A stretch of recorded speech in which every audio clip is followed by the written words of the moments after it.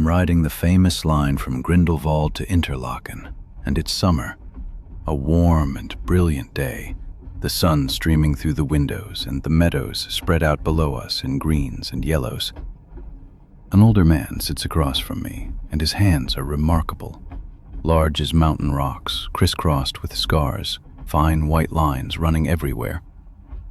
These are hands that have worked, hands that grappled with the earth, held ropes, pulled people to safety. He stares intently out at the Eiger, that dark and legendary peak, and his eyes are deeply sad. Not desperate, mind you. Sad, the way a mountain is sad when it stood for centuries and watched the long turning of years. The sadness of a man witnessing something great, slowly dying. He tells me, without my asking, that he was a glacier guide for 40 years.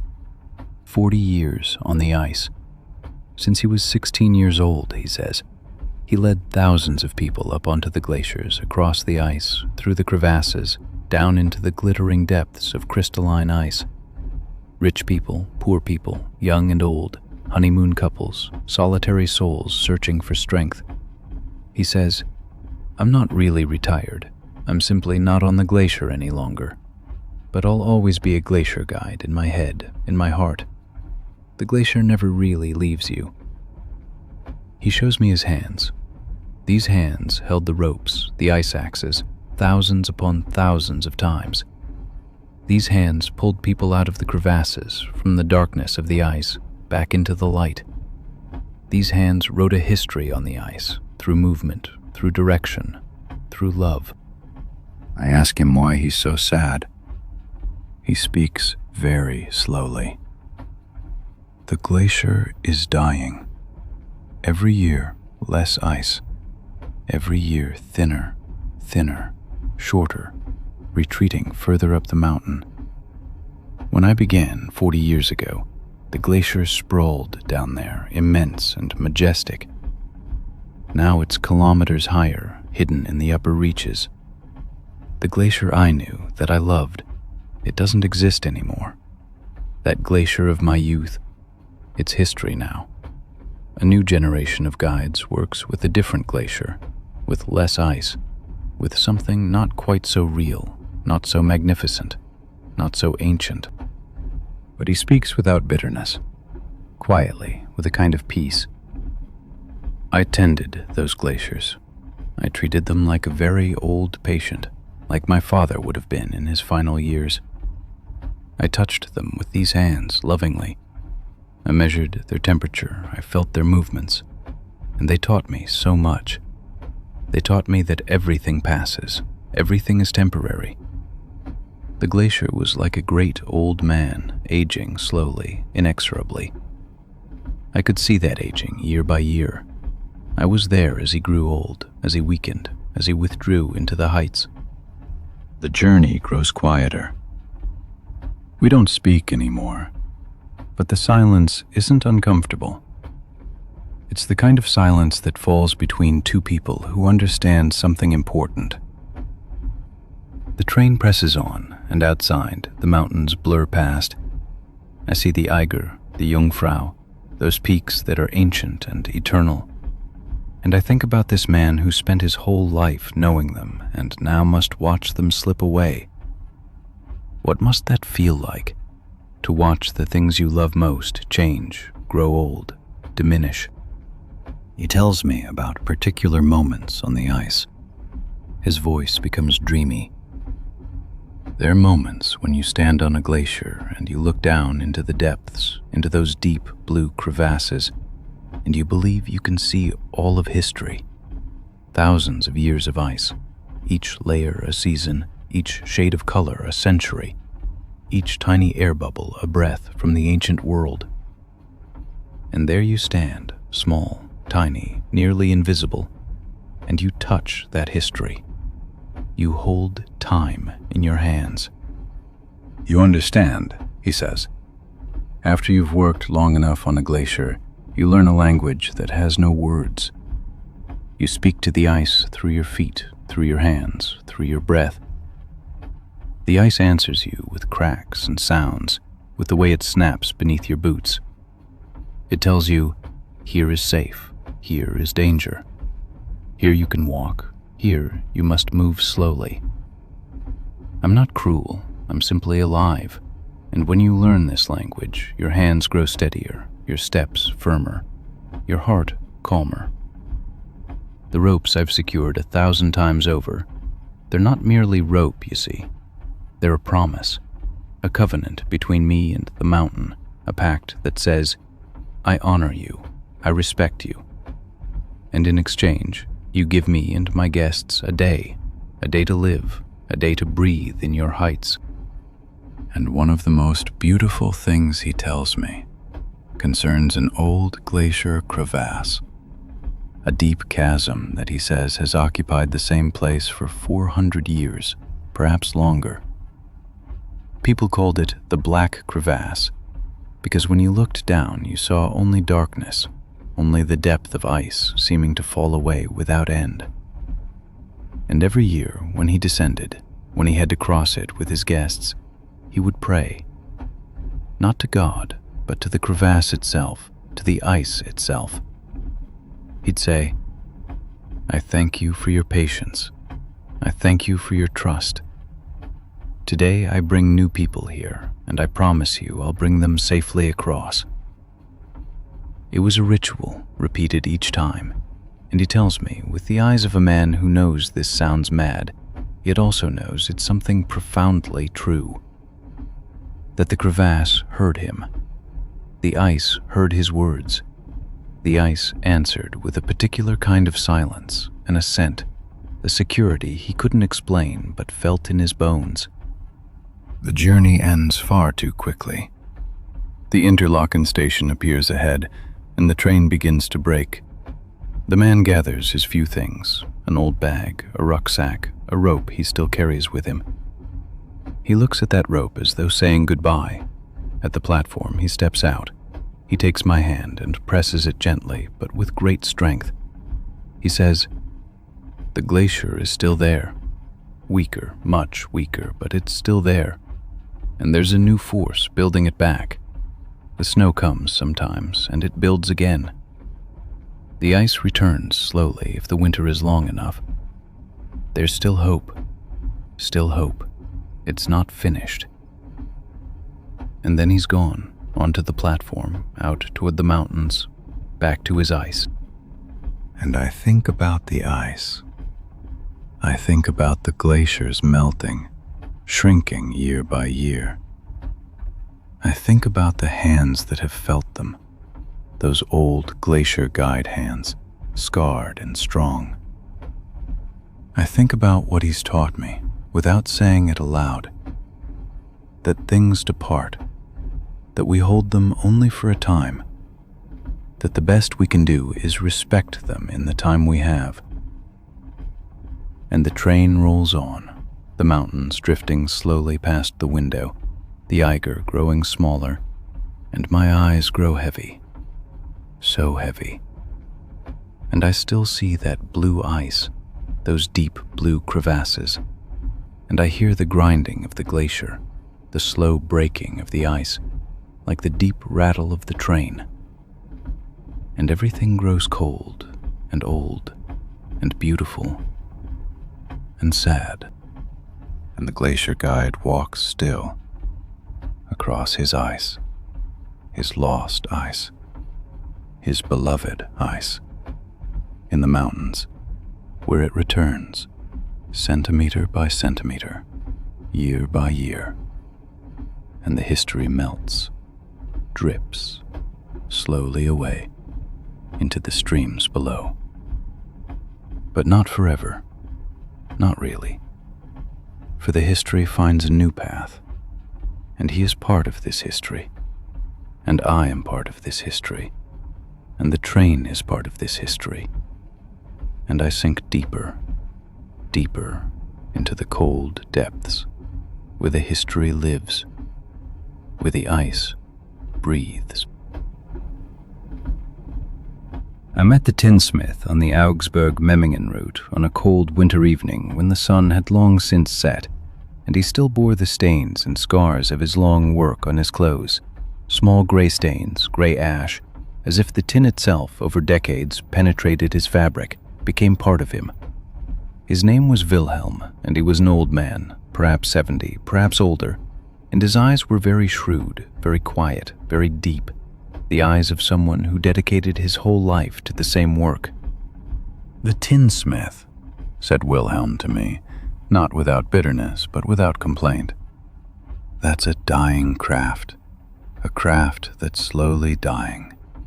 For many years now, since the first war perhaps. But I can't stop. I don't know how to stop. My grandfather was a tinsmith in Augsburg. My father was a tinsmith, and I'm the last in my family, the very last tinsmith of the Wilhelm family." He showed me his hands very slowly, and they were stained with tin, gray, bearing the marks of 100 years of work, but with an extraordinary gentleness, a tenderness in the movements that only comes from 60 years of daily experience, only from a whole existence dedicated to this metal.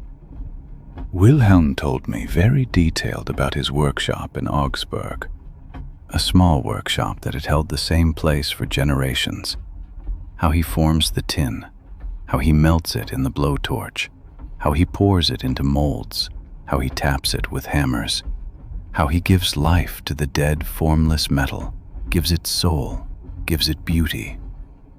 "The tin," said Wilhelm, and his voice became full of love, "is not as noble as gold, not as rare, but it has another, deeper kind of beauty. It has the beauty of the simple, of the everyday, of the humble, of the true. A silver cup made of tin, a bowl of tin, a spoon of tin, that's not something for the rich and powerful. It's not something for kings. That's something for ordinary people, for farmers, for craftspeople, for the poor. And that's exactly what makes it valuable. That's exactly what makes it precious. That's exactly what makes it sacred." I asked Wilhelm how it feels to work with a metal that isn't valuable, a material people don't dream of, don't inherit, don't keep as treasure.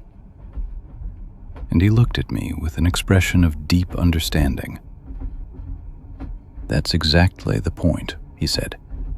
"Gold, silver, these materials invite people to think of value, of wealth, of vanity. But tin? Tin forces you to see beauty in simplicity. It forces you to forget yourself. You don't work for fame or for admiration. You work purely to create beauty, to bring joy to the lives of ordinary people. That's real meditation, real spiritual work. That's alchemical work, not in gold, but in the soul." "Over the years," said Wilhelm, and he looked out the window at the dark landscape passing by. "Over decades, I slowly learned, very slowly, that the best, the deepest, the most beautiful work is work that's never noticed, never praised. The bowl or the plate I make with my hands, they're beautiful, truly beautiful. But people don't see the beauty. They just see the plate. They use it, they wash it, they put it in the cupboard. They don't know that beauty is there, that I worked 100 hours on that plate. And that's all right. That's even better that way. Beauty doesn't need to be seen, doesn't need to be praised. Beauty can simply be there, still, quiet, humble, forever, waiting, serving, loving." The train traveled on through the deep winter night, and Wilhelm leaned back against the window. His eyes grew tired. "Tomorrow," he said quietly, "tomorrow I'll close the workshop. After 60 years. My whole life was there. And I don't know how I'll bear that, how I'll live without that workshop. The tin was my whole life, my whole existence, my whole reason to exist." But I'm too old now. My hands tremble, my eyes are weak. The time is over. And I saw he wasn't sad, not embittered, just tired, just very tired, but also ready, somehow ready to let go. "The objects I made," said Wilhelm, and his voice was very quiet, very tender. "The bowls, the plates, the chalices, the spoons, they'll outlast me for a long time. Tin bowls that are 200 years old, they'll still be valuable, still beautiful, will still be used. And that's enough for a mortal person. That's more than enough.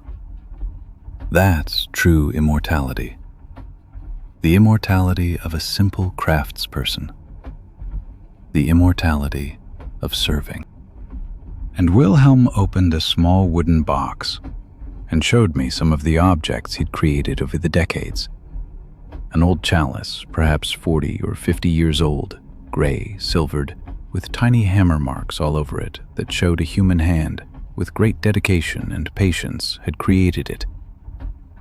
A small bowl, barely larger than a palm, with an engraved name and date. A tin cutlery set, worn by 100 years of use, but still beautiful, still delicate, still valuable. "These objects," said Wilhelm quietly, holding them like small, precious birds, "aren't famous. They're not in big museums. They're in homes somewhere, in strange homes I don't know. They're used, perhaps every day. They're loved. They're passed down from generation to generation. And that's the best, the most beautiful existence an object can have. It's not in a museum, trapped, untouchable, dead. It lives, it's needed, it's touched, it's loved."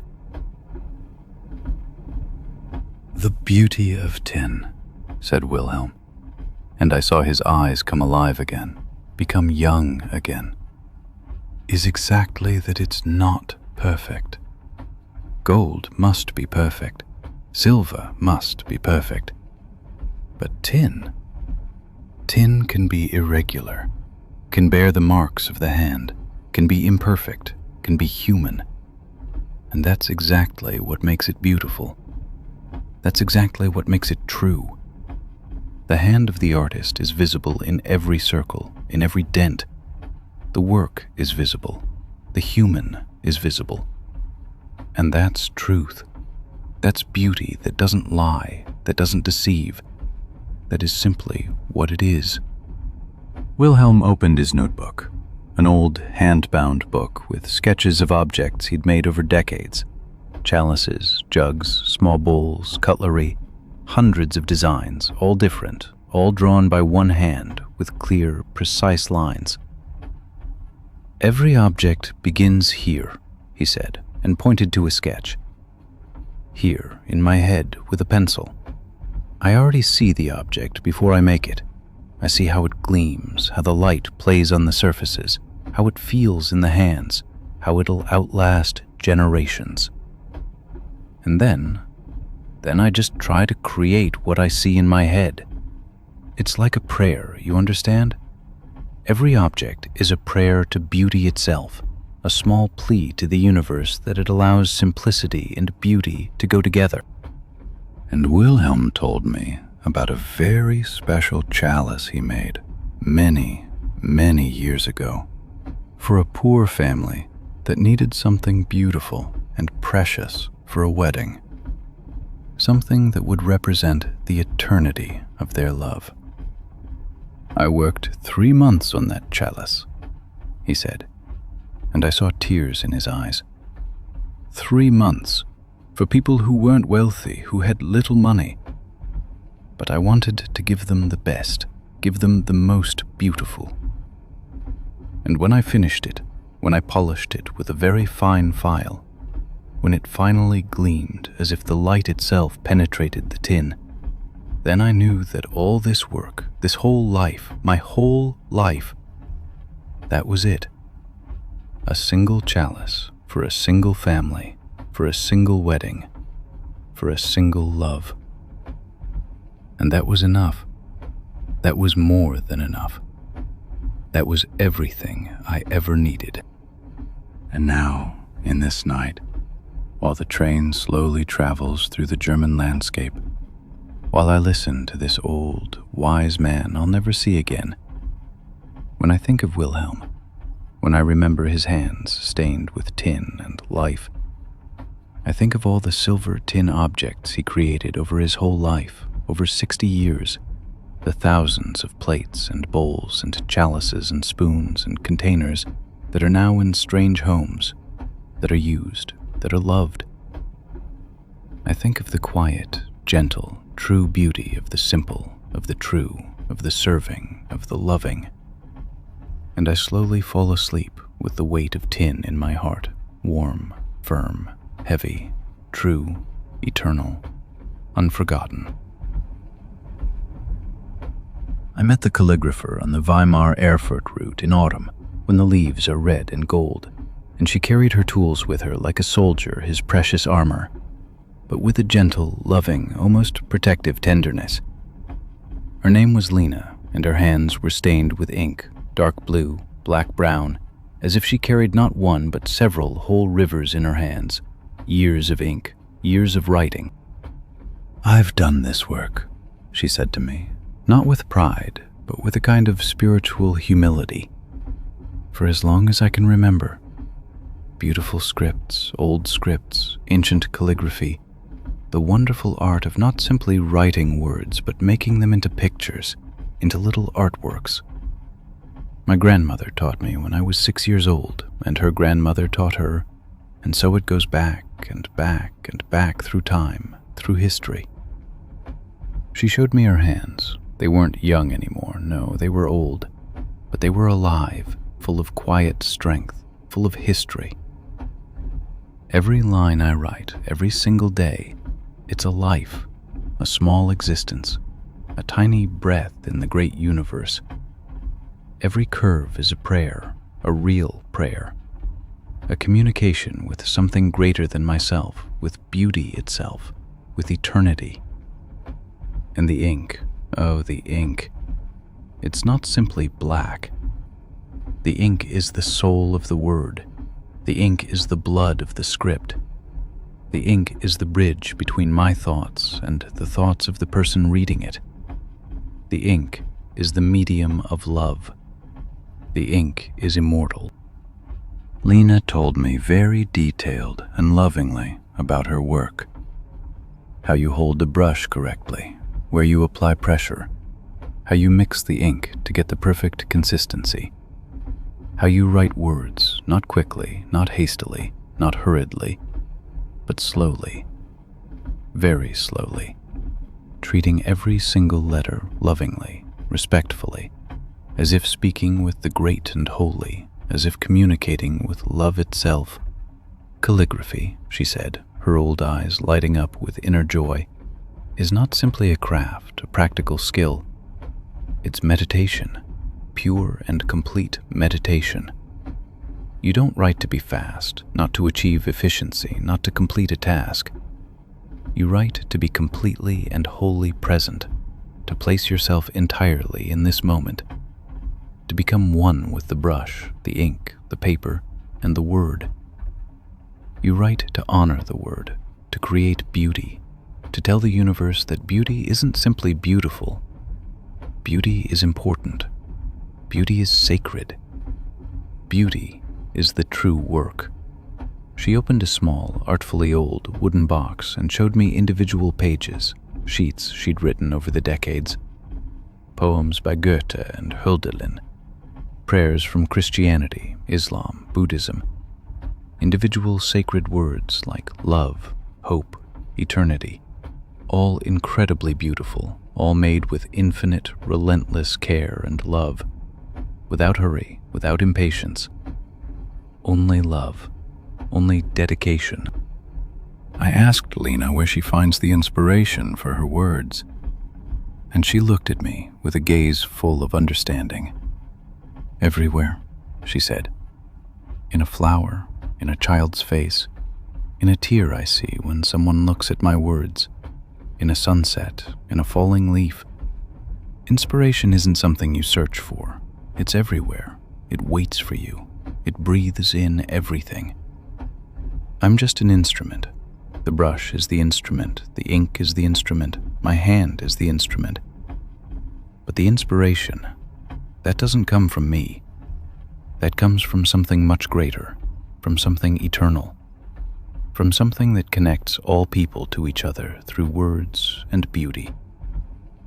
Over the years, said Lena quietly, very quietly, as if entrusting me with a great secret. With decades of daily work, with thousands of pages, with millions of strokes, I finally understood very late in my life that calligraphy isn't simply a craft, not simply a traditional art form or a practical skill. It's a real language, a real communication, a language between you and the word itself, between you and the divine, between you and eternity, between mortal and immortal. Every single stroke I make, every single stroke I place with my brush and ink on the paper, it remains forever. It won't be erased, not forgotten, not overwritten, not replaced by a computer. It will live on in the eyes of people who read it and regard it with wonder, in their hearts that feel touched, in their dreams at night, in their prayers. And she was silent, and I saw tears in her old eyes. And Lena opened her bag and showed me her tools. They weren't modern, not new, but old, very old. Some of them were from her grandmother, some from her great-great-grandmother. These brushes, she said, they have 100 years of writing on their back, 100 years, and I'm just one in a long chain. I'm not the beginning and not the end. I'm just a part of this great story of beauty. She held a brush in the lights of the train, and I saw how light shimmed through the fine hairs, how colors played. Every brush, she said, carries within it the souls of all the women who held it before me. And when I take it in my hand, I'm not just taking a brush, but a whole tradition, a whole line of loving women who all did what I do. People today, said Lena, and there was a hint of sadness in her voice. They no longer know what true beauty is. They want fast, they want cheap, they want much in little time. But beauty, true beauty, you can't make quickly. It needs time, it needs patience, it needs love. And if you don't have love, if you're not willing to spend hours on a single letter, then you can't create true beauty. She looked directly at me, and her eyes were very intense, very old, very wise. That's my mission in my last years, to show that slowness is valuable, that patience is valuable, that beauty is valuable. Lena took my arm very gently and showed me her fingers again in the light of the train lamps. Do you see these stains? She asked. They're not just ink stains, it's not just dirt. It's my life written on my hands. Every stain is a word I've written. Every stain is a moment when I was present, when with my brush I changed the world a little, just a bit, just for one person, but changed it. And these stains will never come off. They've become part of me forever. And when I die, when these hands finally rest, the stains will also rest, but not the words. The words will live on in people's homes, in their hearts, forever. The train traveled on through the deep autumn night, through Saxony, through Germany, and Lena leaned back against the window, her eyes slowly growing heavy, peaceful, completely relaxed. My hands won't be able to work much longer, she said quietly, but without sadness or complaint or fear. Just a neutral, accepted statement, a truth she'd understood long ago. The arthritis will soon be too much, too painful. Soon these hands won't be able to hold the brush, but..." And she made a long pause while the train rattled on. "But the words I've written over my whole life, all the thousands of pages, they will be beautiful forever. They'll hang in homes and be kept in libraries, in the hearts and hands of people I'll never meet, who perhaps live hundreds of years after me. And that's enough. That's more than enough. That's everything a person needs. That's true immortality. The immortality a mortal craftsperson can have. The only immortality a person really needs." And Lena closed her eyes, and I saw she was smiling, a quiet, contented smile. And now, in this night, while the train travels, while I approach sleep, when I think of the calligrapher, when I remember her old, gentle voice, her attitude of patience, her dedication, I see her fine, ink-stained hands before me, see the dark blue ink sitting between her fingernails, see the beautiful words dancing like little living artworks on the page, breathing, gleaming, singing. And I slowly fall asleep to a rhythm that sounds like the slow, gentle, precise writing of a brush, like a prayer, like a meditation, like the beating of a quiet heart, gently, carefully, forever, immortal, warm and safe in the beauty of script.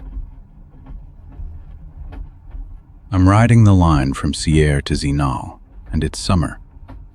The train climbs slowly into the Valais, up into the mountains, the peaks growing larger, the air growing cooler and clearer, the meadows spreading green. And I meet a woman with a large rucksack full of packages, heavy, yet she carries it with ease, with habit. She smells of cheese and mountain herbs, a scent like home, like truth itself. She smiles when I ask about the pack, a quiet, knowing smile. She says softly, but with absolute conviction, "I'm the cheesemaker in Valdanivier. That's what I am. That's who I am. That's my life." She tells me about her hut without hesitation, her voice full of passion. High up, where the meadows are sweet and fragrant, where the milk comes from cows that eat only alpine herbs, wildflowers, clover, blossoms, the finest grasses of the Alps. She makes cheese in Valdanivier, a famous cheese known in fine restaurants everywhere, in Zurich, in Geneva, even in Paris. But she makes little of it, deliberately little. Could make more, but chooses not to. She says, "A big cheesemaker in the lowlands can produce 1,000 kilos a year. He's a factory, his hands are machines. I make perhaps 50 kilos a year, sometimes only 40. But every kilo is perfect. Every cheese is a work of art, a masterpiece, a poem in cheese." She places her hand on my arm and her eyes shine. "Do you understand?" she asks. "It's not about quantity. It's about quality, about love, about time. A cheese made quickly is empty, soulless. A cheese given time, given love, that has story, has meaning, has soul. When you eat my cheese, you're not just eating cheese. You're eating the Alps. You're eating the summer. You're eating all the hands, all the years, all the love I've poured into it." She shows me pictures on her phone, old photographs, yellowed images. The hut is small, no more than 2 rooms, but it's filled with cheese molds, shelves of dark wood, warmth, the smell of fermenting cheese, history. She works alone, completely alone, year after year, no assistant, no machines. Every morning, every single morning, whether it rains or snows, she collects the milk, mixes it slowly, adds the herbs, waits, waits, waits. Cheese needs time. Cheese needs patience. Cheese needs love. She says with certainty, if you make cheese too quickly, it knows. The cheese feels the impatience, feels the rush, and the cheese grows sad, grows wrong, never becomes perfect. "I speak to my cheese," she said, and I might have laughed, but she was absolutely serious. "I speak to it the way you speak to a child, to a friend. I tell it what I feel, what I hope, what I dream, and the cheese, it answers me. Not with words, but with texture, with flavor, with maturation. When I'm happy, the cheese is happy. When I'm sad, the cheese is sad too. Cheesemaking isn't science, not really. It's a conversation between me and the cheese, a love, a dialogue. She tells me about the seasons with a poet's passion. In summer, she makes much cheese when the cows are happy and give plenty of milk, when the alpine grasses are sweetest, when the flowers blaze yellow and red and violet. Summer cheese is pale, is creamy, is like sunshine itself. In autumn, the cheese grows spicier, more complex, because the cows eat different grasses, because the Alps change. In winter there's less milk. The cows are in the barns eating dried hay, but the cheese is richer, darker, spicier, more intense. A winter cheese is like an old book telling a long, dark story, a story of tradition, of ancient knowledge, of houses and snow. A summer cheese is like a song, bright and sweet, that dances, that flies. Spring and autumn, in between, transitional, always changing. "I have a cheese," she said quietly. "One I made 3 years ago. It's still maturing. I check it once a month, turn it, monitor its progress. A cheese can age for years, can age for 10 years, and with each year it gets better, grows deeper, becomes more true. That's my slowest work, my longest project. When I die, this cheese will probably still be maturing, will still be growing better, will still carry my voice even after I'm gone." She gives me a piece of cheese from her bag, carefully wrapped in paper, packed with care. A small piece from a cheese she's just completed, barely 2 weeks old, still young, still full of energy. I take it in my hand, and I can already smell it. Grass, flowers, sunshine, milk, all together. I place a tiny piece in my mouth and chew it very slowly, very deliberately, very reverently. It's impossible to describe this taste, impossible to find the words. It's like eating the mountain air itself, like placing the sun itself on my tongue. It's like all the summer days condensed into one tiny moment, all the mountains, all the meadows, all the light. It's like all the cows that have grazed on these pastures, all the grasses they've eaten, all the blossoms, all the stars above these mountains, all the hands, all the hours, all the years compressed into flavor, into essence, into truth. I stare at the cheesemaker, and I'm speechless. She smiles. "That's it," she says gently. "That's what I try to make. I try to turn the Alps into cheese. I try to preserve life itself. Most people think cheese is just food, but no. Cheese is artwork. Cheese is history. Cheese is love made lasting," she says with absolute conviction. "Every cheese is different. Every cheese is a portrait of a time, a portrait of a day, an hour, a minute in which milk was transformed into cheese. When you eat my cheese, you're not just eating cheese. You're eating a moment of my life, tasting a particular moment, tasting something I've preserved, something I've conserved to share with the world. The cheese is my diary, my letter to the future, my attempt to hold time, to keep beauty before it passes. Every cheese says, I was here, I lived here, I was happy here, I gave my heart here." At Zenal, she gets off. The train brakes slowly, and she hoists her heavy rucksack on her back, full of her finished cheeses, ready for transport to the restaurants, to the markets, to the people who love her cheese. She waves to me, a quiet, private wave, And then she goes out into the mountains, to her hut, into the alpine world, up into Val d'Anivier, where the meadows begin, where the cows wait, where milk awaits its transformation to cheese. And the train carries me on, deeper into the valley, down from the mountains, and I think of the cheese. I think of the hands that made it, those white, strong, gentle hands. I think of the patience, the love, the devotion, the humility, and my eyes grow heavy, heavy from the rolling of the train, from the hypnotic song of the rails. And I still taste the cheese on my tongue, still smell the mountain herbs, the summer, the Alps, and everything grows warm and sweet and perfect, and I'm enfolded, surrounded by this moment, by this gift, by this love.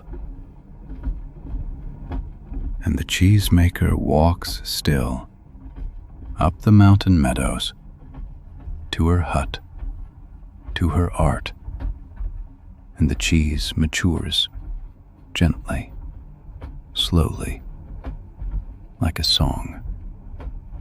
And I fall asleep, filled with mountain air, filled with summer.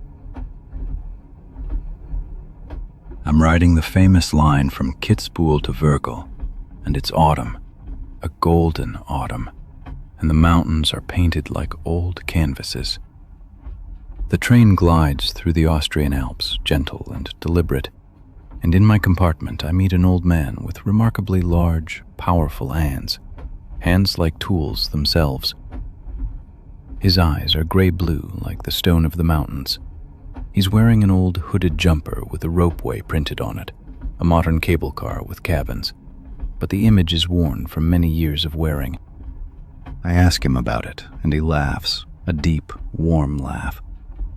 He says, "I'm one of the last ones, a ropeway technician, someone who works with the cables, who understands the machinery.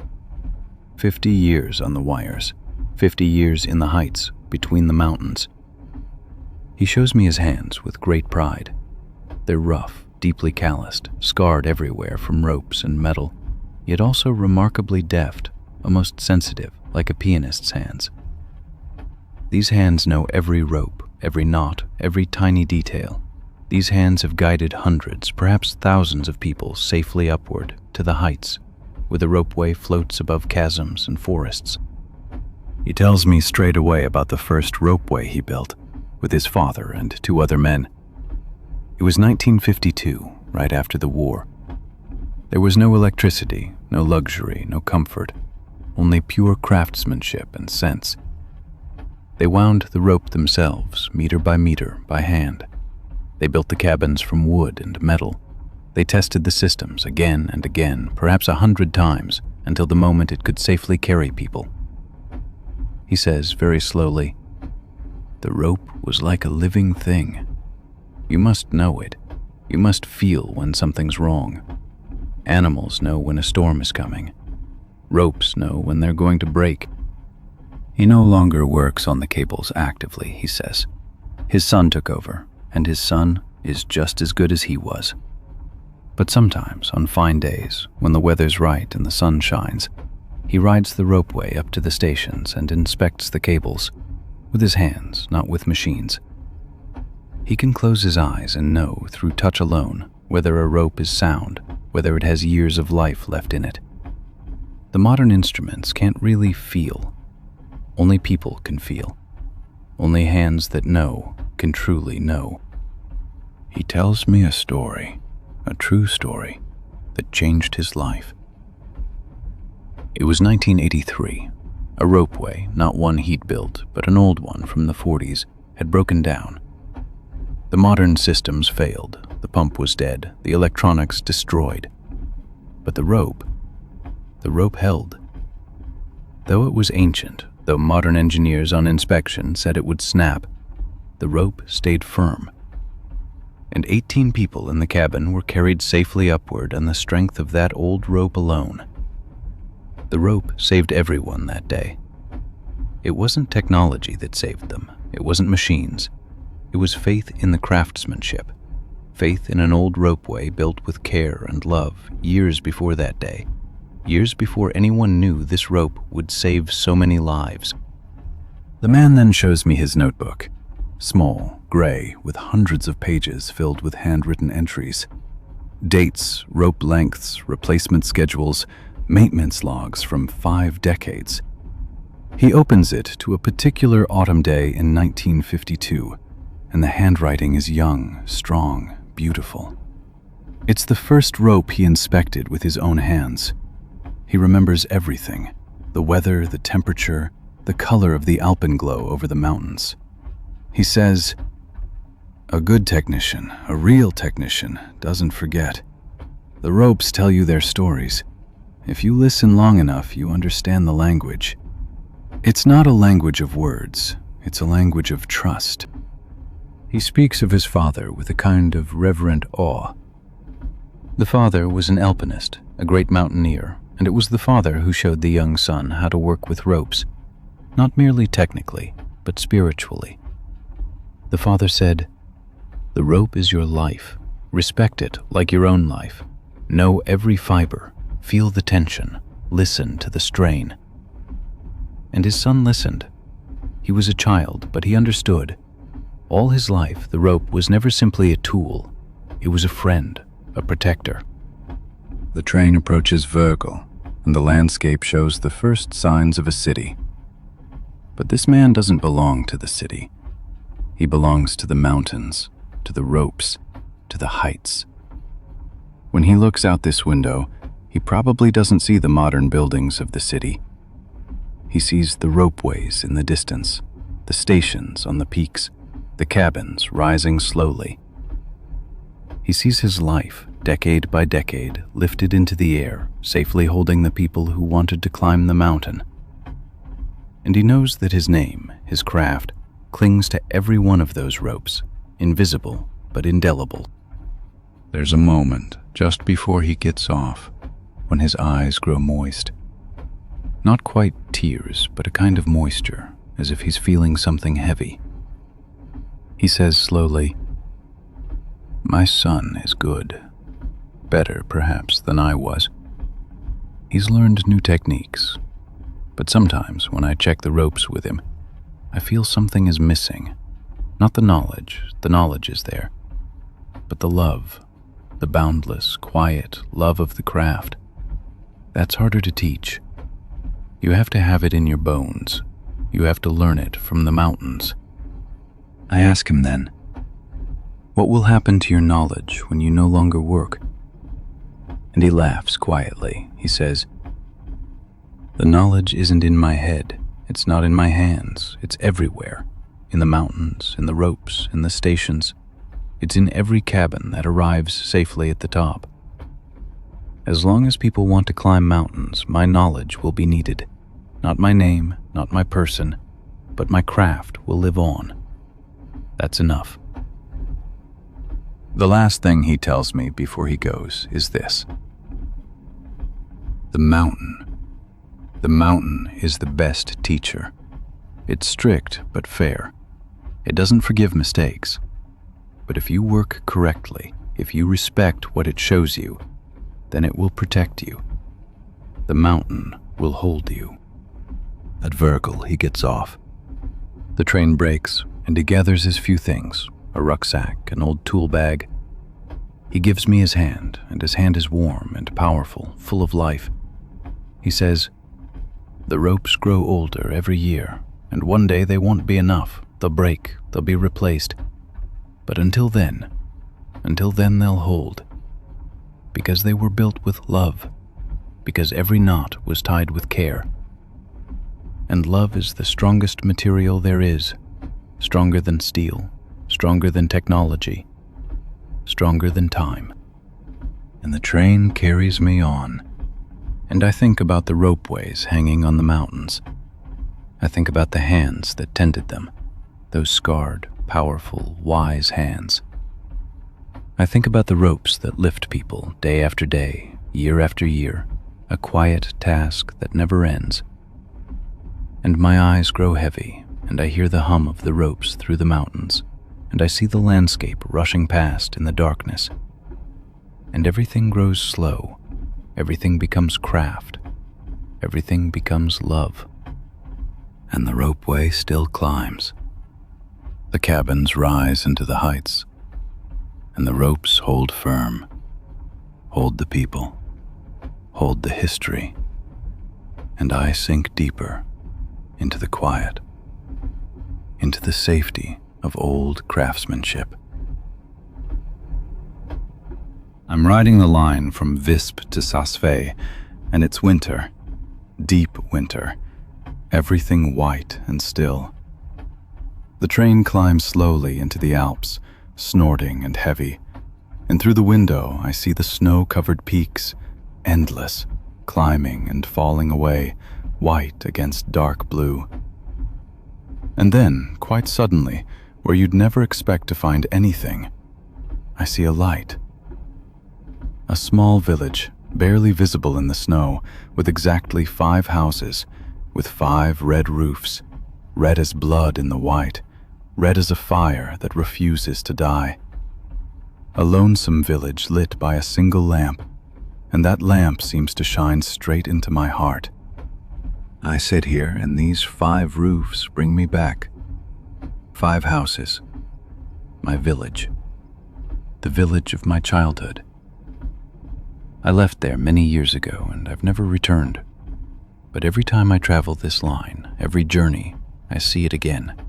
The same 5 roofs, the same arrangement, the same solitude. And I remember. The village had no names for the houses, no street names, no formal structures. It was simply the village. My grandfather lived in the house with the middle roof, the largest, the oldest. My friend Joost, my very best friend, lived next to him, in the house with the yellow window frames. The vicar was 2 houses away, a small man with large ears. There were only 20 people, perhaps fewer, and they knew absolutely everything about one another.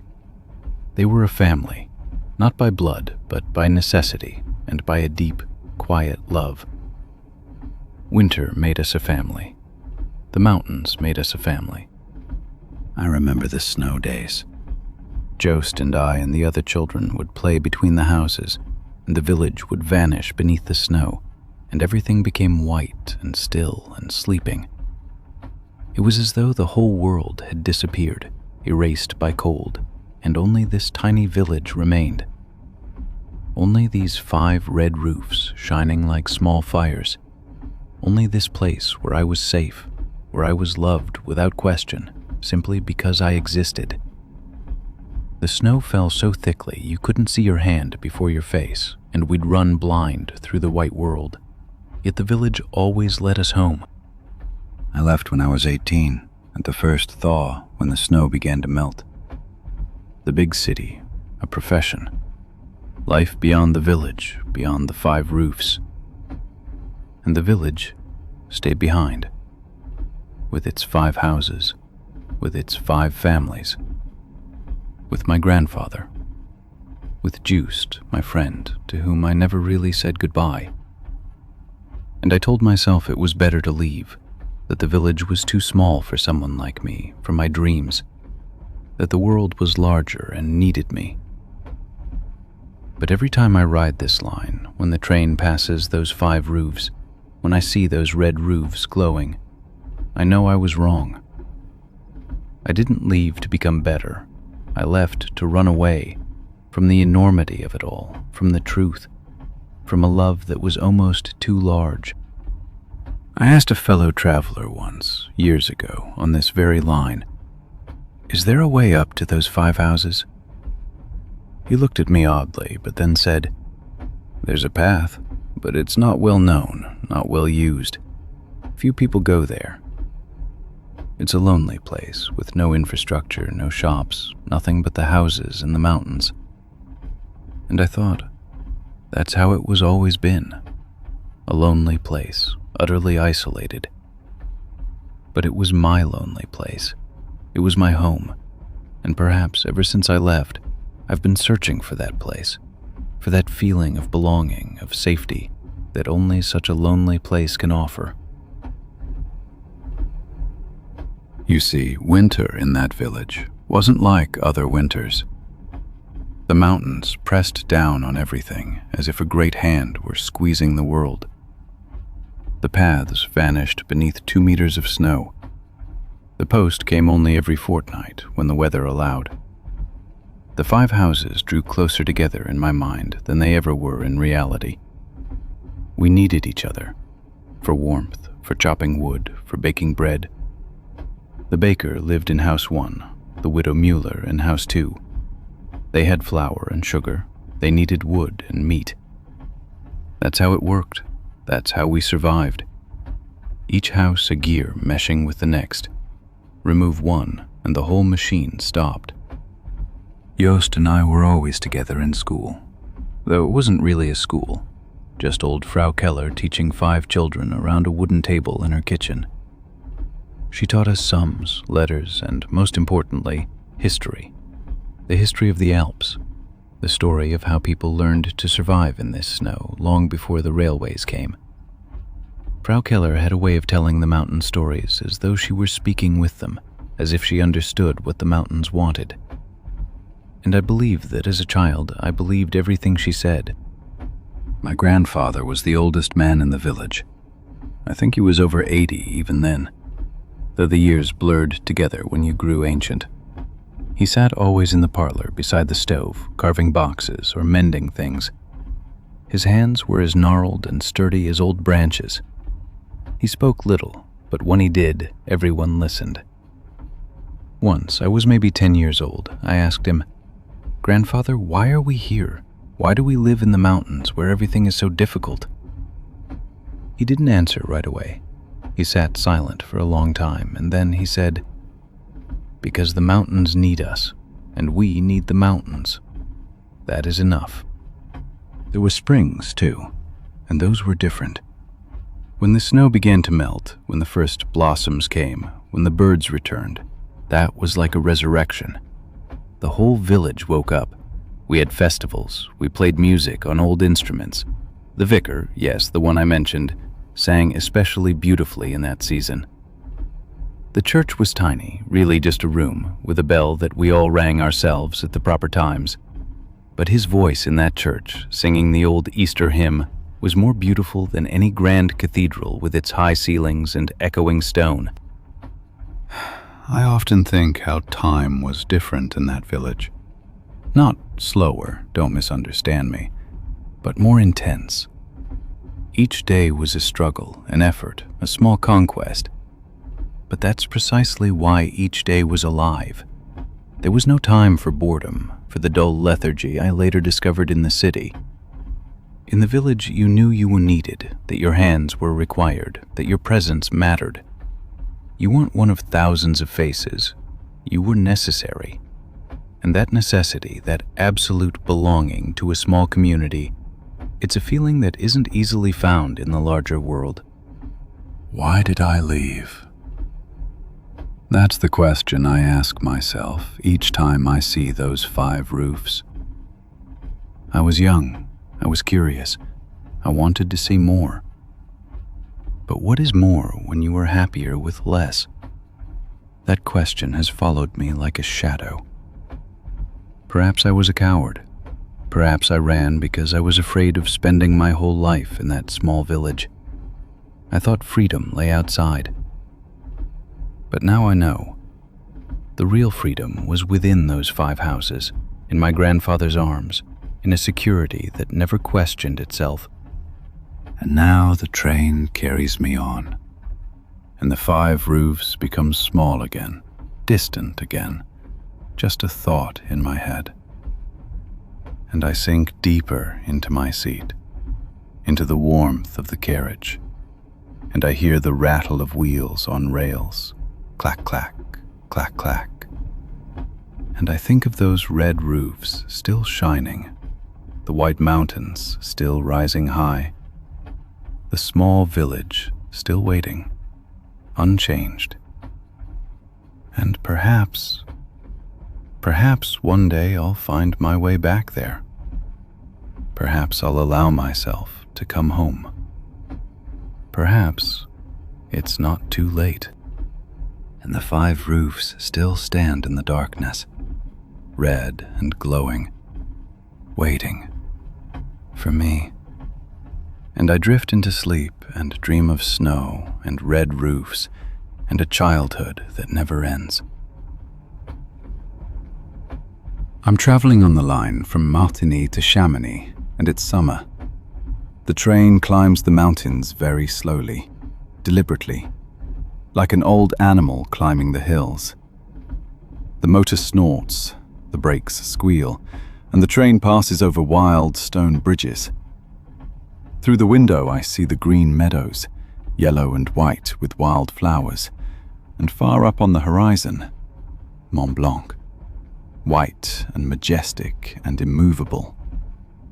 And I meet a woman who sits next to me and doesn't knit, but works with her hands on something very small, very precise. She's old, perhaps 80, with brown skin, as though the sun of the mountains has written itself into her life, as though the altitude sits inside her. She tells me, without me having to ask, that she's a beekeeper. A bee breeder, as she says it, with a smile in her eyes. She has beehives up in the heights, almost on the way to Mont Blanc, where the air is so pure and thin that the bees are sweeter, that the honey becomes more crystalline. Everything up there is sweeter, she says. Everything is purer. She says, the bees know every flower stand within several kilometers. They fly to flowers that only bloom for a single night in the alpine meadows. They find nectar that people will never see from rare plants that only grow there. And they work day and night tirelessly for something they themselves will never eat, for the hive, for others. That's the lesson of the bees, she says. I ask her how long she's been doing this. She answers, 50 years. 50 years in these mountains. I was young when I started. I was mid-20s. My husband and I had small cheesemaking facilities, small cottages scattered over the mountainside, and we had bees. Originally, we only had a couple of hives, but soon it became more important than cheesemaking. The cheese was work, but the bees were life. The bees have taught me everything about patience, about attention, about what it means to serve others. She shows me her hands. They are large, with long, thin fingers, and they are full of small white scars, everywhere. From bee stings, hundreds of them, she says. Each scar is a teacher. Each scar is a memory of a moment when the bee communicated with me, when it taught me something. She works while we speak, her hands moving with great skill. She's repairing something, a part of a beehive perhaps, a comb made of wood. She works with the speed of patience. Every movement is considered. Every movement has a reason. She says, when you work with bees, you learn to be slow. You must be slow. You learn that quick is not better. Quick is bad. The bees work quickly, but they're not rushed. They have a rhythm. They know that work takes time. Every cell must be straight, perfect, geometrically. Every comb must be in the right place. The honey becomes sweeter when you're not in a hurry. The honey becomes better when you work with love. She shows me the scars more closely. Everywhere, everywhere stings. Small white dots on her brown skin. Every scar, she says, looking at her hands like reading a book, is a moment when the bee and I were one. The sting doesn't happen from malice. Bees aren't evil. They sting to protect their family, to defend their home. And when I'm stung, I know, in that moment I know, that the bee thinks I'm a threat. And that's fair, that's right. The bee sting is a lesson in respect, in humility, in recognizing that I'm not alone, that there are other beings just as important, just as alive, just as worthy. And the pain, she says quietly, the pain of the sting, that's also a lesson. The pain tells me, take care of yourself, be careful, respect the bees. Give them space, give them time. The pain connects you with the bees. It's not unkind, it's a dialogue, a communication. And after 50 years, my hands are full of these dialogues, full of these conversations with the bees. My scars are like words in a poem about love, about respect, about living together with other beings. She tells me about the heights with a voice that becomes dreamy. She says the beehives up there are so high that they touch the clouds, that sometimes they stand in the clouds. The bees live in the clouds, they work in the clouds, and the honey tastes of clouds, of lightness, of mist, of the pure essence of blossoms. She laughs quietly, a magnificent laugh. She says, "People always want to know which honey is best. They want rankings, comparisons, prices. But every honey is perfect for the moment when you need it. Spring honey is light and floral, full of energy. Autumn honey is darker, more intense, more mature. Both are right, both are necessary. Every honey has its own time." The train goes on, and the mountains grow larger. We don't talk much anymore. She works, and I look out at Mont Blanc, which keeps getting closer, ever whiter, ever more majestic. I ask her if she loves the mountain. She says, "I love the bees. That's the first love. The mountain is just the place where the bees are, the place where the bees do their work. The mountain is like a great father to the bees. But yes, the mountain is beautiful. The mountain is very old. Mont Blanc has seen millions of years. The bees are young, always young, every year new generations, a completely new population. The mountain watches as the bees work year after year. The mountain is proud of the bees. And the bees live for the moment, not for history." She puts her work down and leans back. Her eyes become dreamy. She says, "In spring, when the first flowers come, it's like an explosion of life. The bees fly out, thousands of them, each one with a mission. They visit every flower, work together, share information through the dance. They dance to show other bees where the best food is. They dance to express joy, to coordinate the work. And I stand there at my beehives and I see this great dance, this cosmic communication, this perfect order that was never commanded, that was never taught, that simply exists." "That's the secret of the bees," she says. And her voice becomes very quiet, very sacred. They don't work for themselves. They work for the community, for the hive, for survival. And yet, each single bee is perfect, is worthy, is a little masterpiece of nature. Such a tiny, small creature, and yet it's perfect. It has everything it needs to live, to work, to love. That's a miracle. That's theology. That's the answer to all the great questions. The train breaks, and we approach Chamonix. The mountains are now huge. They fill everything. And the woman, she comes alive again. She finishes her repair, and she stands up, slowly, very deliberately, as though she were standing up from the very substance of the bees. She puts the small piece of honeycomb she's repaired in her old leather bag. She looks at it with an expression of contentment. She gives me her hand, and her hand is warm and hard, very alive, although she's old.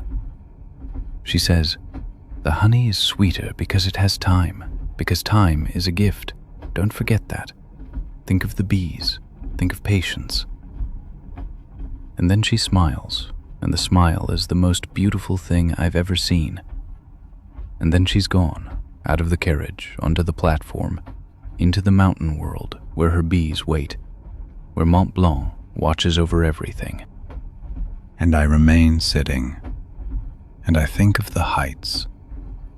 I think of the bees working in the clouds, kilometers above me, on the flanks of Mont Blanc. I think of the scars in her hands, of each scar a memory. I think of the honey that becomes sweeter when you're slow, when you work with love. And the train goes on slowly, it turns slowly, and my eyes grow heavy, so heavy. And I still see the green meadows, which are endless, and the white flowers that only live for one night. And I hear the humming of the bees. Ta-ta-ta-ta, like the rattle of the train, and both become one, and everything becomes sweet and warm and slow and timeless. And the beekeeper is still up there, with her bees, with her work, and the honey drips, drips, slowly, sweetly, and I sink deeper, deeper, into sleep that's as gentle as honey. I'm sitting in the train, and the conductor passes by, like every night. But tonight something is different. It's autumn, a late autumn, and through the window I see the leaves falling, orange and red and brown mixed, visible in the darkness only through the train's lights, which make them golden. The train is heading somewhere. The route doesn't matter on nights like this. It's a long night. The conductor stops at my compartment and looks at me. He has gray hair, completely white at the temples. He's old, but not frail, but with that kind of strength that comes from many years on trains. His face is like the floor of an old forest, with deep furrows and dark corners, but his eyes are very bright. He says, "Good evening," and then, without further warning, he says, "I know your name, you know." That's impossible. I never told him my name, not this evening, not on this journey. But he says my name exactly right, with all the syllables, with the correct emphasis. And then he says, very quietly, "And I know the name of the man sitting in the compartment next to you, Wilhelm, and the woman in the next one, Anna, and all the others who are traveling on this train tonight. The old gentleman in the corner, Edouard, the young woman with the book, Miriam. I know all their names, all of them, and I've never seen most of them." I ask him how that's possible. How can he know the names of passengers he hasn't met, whose tickets he hasn't checked? He laughs, but not mockingly, more amused, as though this were a question he's been asked 1,000 times. He says, "I've been a conductor for a long time, a very long time, longer than you can imagine. I've taken millions of passengers on this train, millions, from the beginning. And the train isn't just a place. The train remembers everyone. The train knows their names. The train becomes the memory of everyone who sits in it. And I've learned to listen to the train. I hear the voices. The names come like music from the walls." Then he says something else. He says, "You know, some people think a train is just wood and steel, but a train that travels for a long time becomes more. It becomes a kind of memory. It collects the names of everyone who travels on it. It stores their voices. And the air in the train, the air knows who's sitting." I'm speechless. I can't say whether that's true or whether I'm dreaming. The conductor looks out the window at the falling leaves, a whole swarm of them, red and orange, falling in the darkness. He says very slowly, "Autumn is particularly good for listening. Do you understand? When the leaves fall, the world becomes quieter. Everything grows still. The trees, the people, even the wind grows quieter. And when the world grows still, you can listen better. You can hear the deeper things. The leaves fall, and the train speaks. The names come, like the wind. They swirl around in the air, and I catch them. All names, all people, all thoughts." I ask him if he's ever forgotten a name. That's the wrong question, but I don't know it. He becomes very still. He looks out into the darkness for a long time. Then he says, only one single name in all the years, in all the millions of people. It was a child who traveled long before your time. The child was only one night on the train, only a single journey. It was a boy or a girl, I don't remember anymore. That's forgotten too. The child sat alone in a compartment and looked out the window. It said nothing, it moved nothing. It was like a ghost, and then the child disappeared. It got off and went out into the night, soundlessly, without a sound. I never saw it again. And the name of that child, I can't remember. No matter how hard I try to remember, no matter how much I listen, the name is gone, completely erased. Perhaps it was fate. Perhaps the child didn't want to be remembered. Perhaps the train wanted to forget the child. The conductor leans back and breathes deeply. His eyes are tired, but also calm, accepting. The train, he says, is not just a means of transport. The train is a kind of confession. People board with their secrets, their dreams, their burdens. They travel, sometimes just an hour, sometimes all night. And in these hours, in this movement, they become light. The train rocks them like a great, gentle animal. And they speak, not necessarily with words, but with their presence, with the way they sit, with the scent they leave behind, with the energy they radiate. And the train collects all that. The train becomes the memory of all secrets, all dreams, all unresolved lives. And I, he says, and his voice grows even quieter, even more intimate. I'm only the servant of this memory. I listen, I collect. I do not forget until the train tells me to forget. And that is my life. That is my craft. That is my meditation, the quiet work of remembering, of preserving, of protecting all names, all faces, all moments that have lived on this train. It is sacred work, even if people don't see it. The conductor then goes on to the next corridor. He walks slowly, very slowly, as though each step listens to the train itself, as though he were speaking to the train through his feet. He disappears back into the darkness, and I don't see him anymore. But I hear his footsteps for a long time, a gentle tapping that doesn't stop. And I remain sitting, and I try to listen. I try to really listen like him. I try to feel whether the train knows my name, whether my presence is stored in these walls like an echo. And the longer I listen, the more, yes, I believe the train knows I'm here. I'm not invisible. My name is here, in the walls, in the air, in the rattle of the wheels. I think of all the millions of names, of all the people who've traveled on this train. The train has been traveling how long? 100 years? 200 years? And every year, every day, people board and leave, each with a name, each with a story, each with dreams and fears and hopes. And the train is like a great book, a book that is never finished being written. Every night is a new page, every passenger a new sentence. And the conductor is the librarian of this book, the guardian of this endless story. And he will never be done. There will always be more names. There will always be more stories. There will never be an end. And perhaps that's the secret of the train. Perhaps that's what makes it magical. The train will never stop.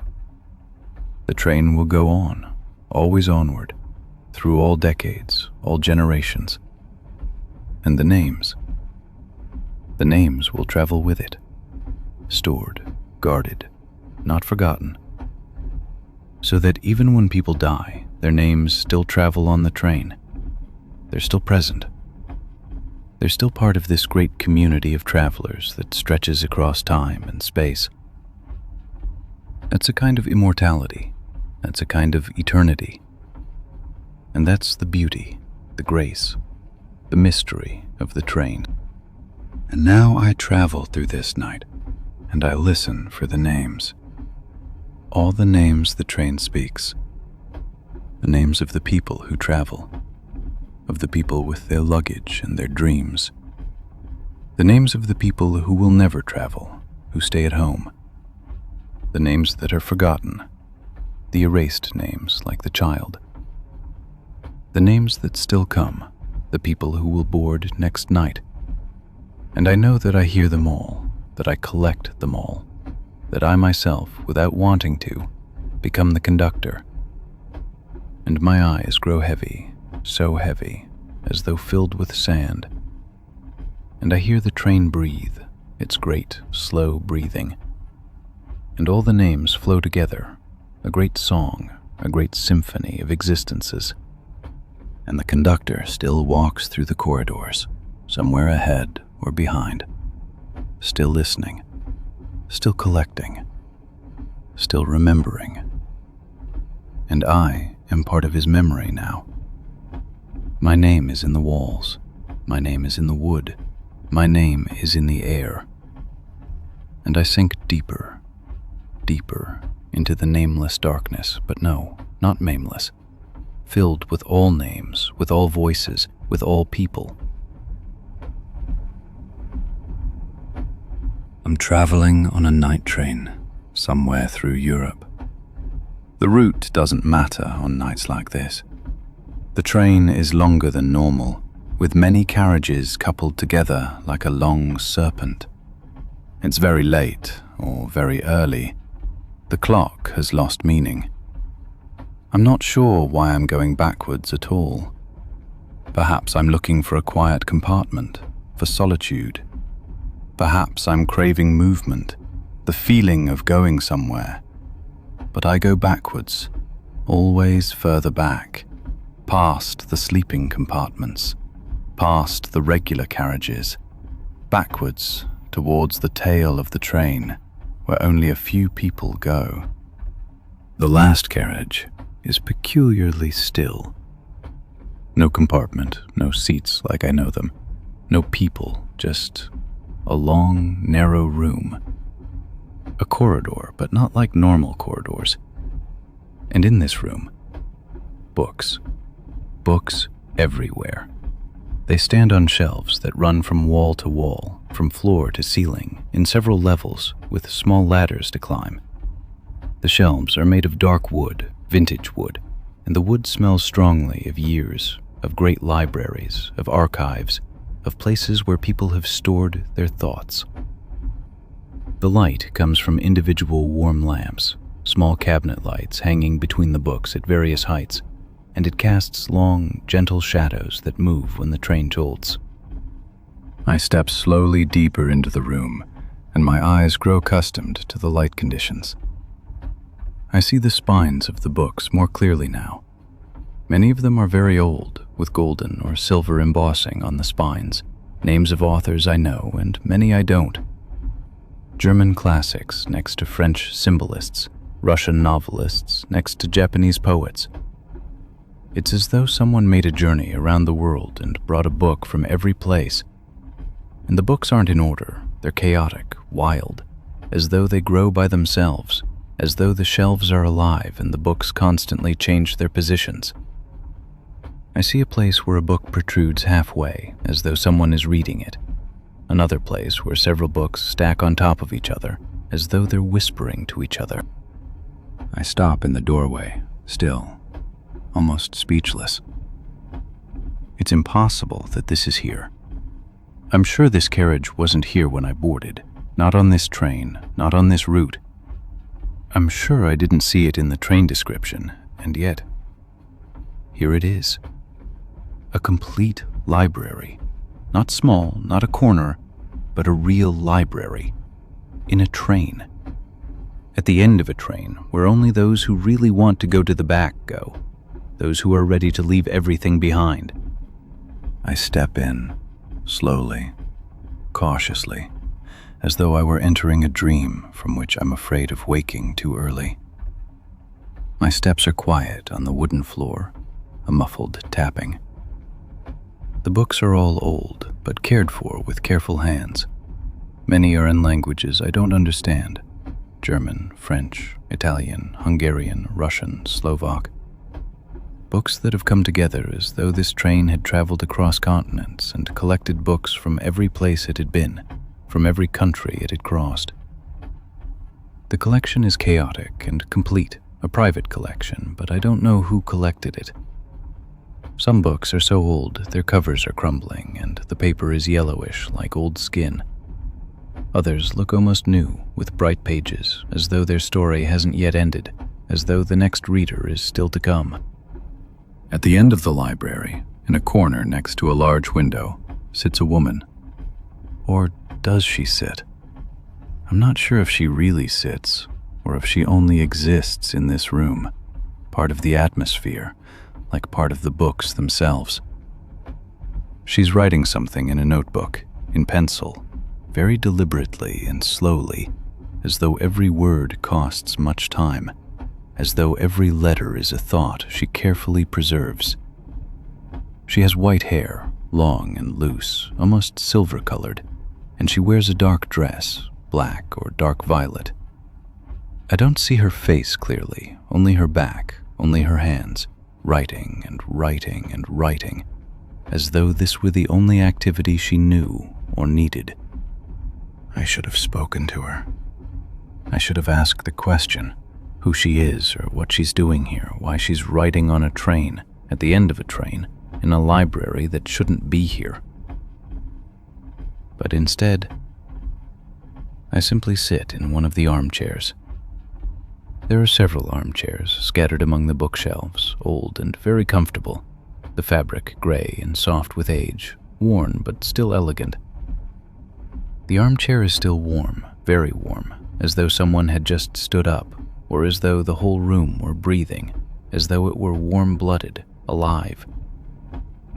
I close my eyes and lean my head back. The fabric smells of dry cleaning and of something older, of perfume perhaps, or lavender. I can clearly hear the woman writing, the scratch of the pencil on paper, a very intimate sound, again and again, scratching and pause, scratching and pause. We sit there, the woman and I, for hours perhaps, or only minutes.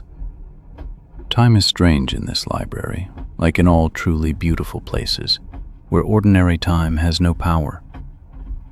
She writes and writes. I sit in my armchair and listen. The train travels on, and I can hear the wheels beneath us, but muffled, as though the library shields us from the outside world with its books and gentle lights. Besides the books, besides the writing, besides the soft light and the warmth, there is nothing. It's as though we're traveling not through space, but through another time, through history itself, through all the words ever written. And suddenly I understand what this library is. This isn't just a carriage full of books. This is a place of hope. A place where all the thoughts of all the people who've ever lived and will ever live are stored.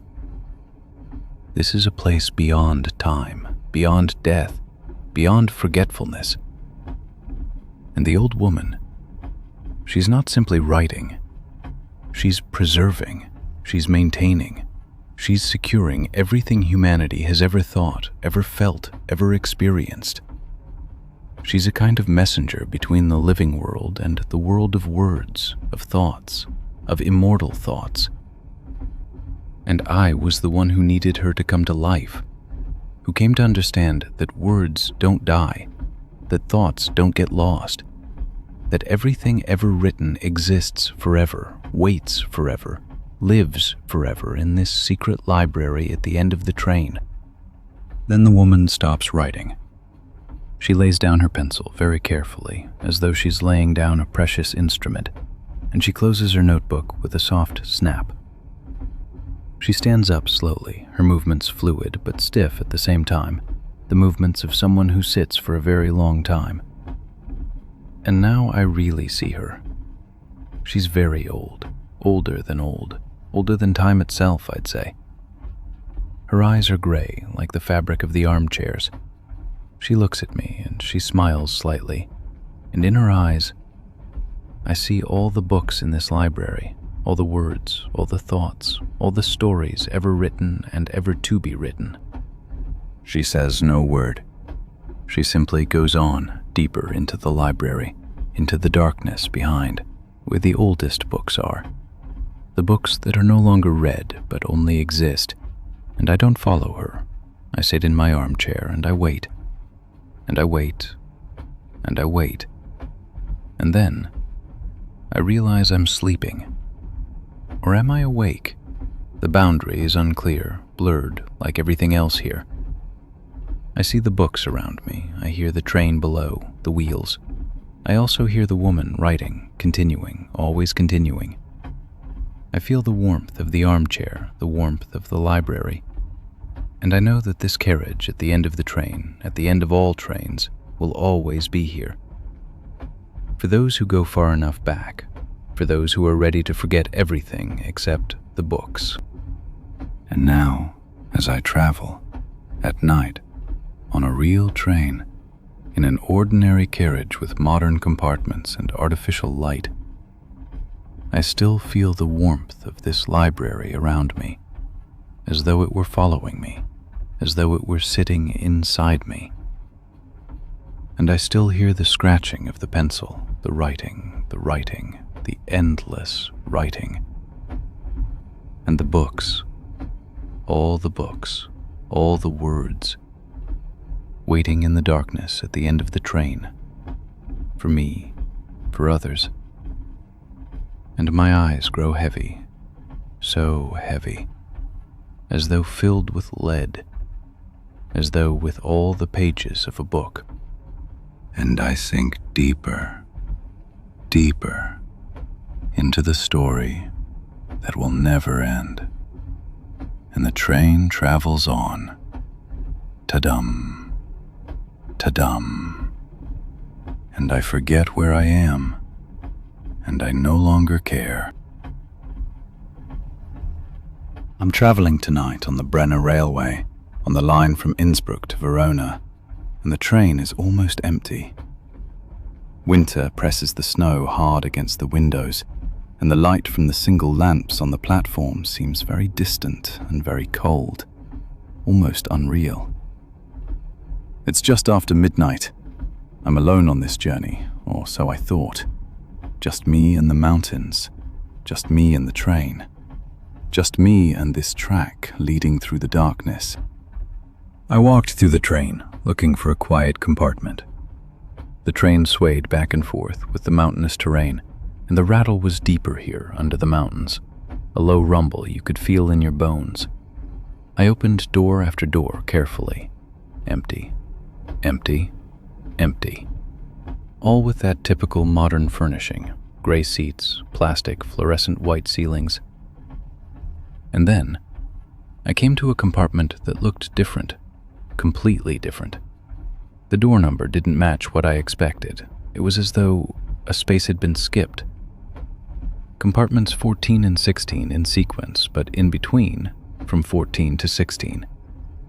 And yet, there was a door numbered 15, old, wood instead of plastic, and it was open, just a crack, just enough to see through, just enough to feel the warmth coming out. I stepped closer, cautiously, as though I were afraid of breaking the moment. The compartment was warm, much warmer than the rest of the train, almost tropical. It smelled of... I couldn't name it. Of something old, but not unpleasant. Of fabrics that hadn't been touched for a long time, but were preserved. Of memories. Of people who were here. The seats were leather, dark brown. The leather was cream and soft, not the hard modern seats, but truly comfortable. And the window had curtains of fine linen, cream white, which were partially closed. That was unusual. Trains don't have curtains anymore. That hasn't happened for a long time, not for decades. But the strange thing wasn't the compartment itself. The compartment was strange, but the strange thing was the door on the other side. In normal trains, compartments lead to corridors or to the outside, but in this compartment, there was a second door, an inner door. It was gray with a silver handle, and on it was no number, no sign, nothing. Just the door. a closed door to nowhere. And it was very firmly closed, sealed almost. I stared at it. My gaze wandered over its surface. I could have sworn I'd never seen it before, on no other train, on no other line. It was as though it didn't quite exist, but didn't quite not exist either. A door between worlds, perhaps. I sat down. The seat was warm, very warm, as though someone had just stood up, or as though the heat were coming from the walls themselves. I waited. The train went on, and through the window I saw the snow-covered mountains glide by, dark and white mixed in the night, endless, and the white of the snow shone in the moonlight. The moon was nearly full, and it cast long shadows over the slopes. Hours passed, or perhaps only minutes. Time was strange in this compartment, like when you sleep, like when you breathe at a different pace than normal. The creaking of the train, the rattle on the rails, everything was muffled, distant, as though heard through water. It was as though I were traveling in a bubble, separated from the rest of the world, in my own time, my own space. And then I heard a knock, gentle, from the other side of the door, the unknown door. My heart raced. I stood up slowly, my muscles trembling a little. The knock came again.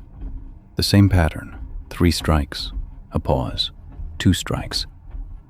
Very deliberate, very intentional. A heartbeat pattern, I thought. The pulse of a great old animal, or of a very old person. I couldn't prevent my hand from reaching for the handle. The metal was cold, so cold it felt like ice, but also alive, as though it were breathing. And as I began to open the door, carefully, centimeter by centimeter, I saw light. A warm, golden light that seemed to come from nowhere, not like electric bulbs, but like candles, hundreds of candles, perhaps. And beyond, I couldn't see. The light was too bright, too blinding, too beautiful almost, like looking directly into a dream. But I could hear, yes, I could clearly hear.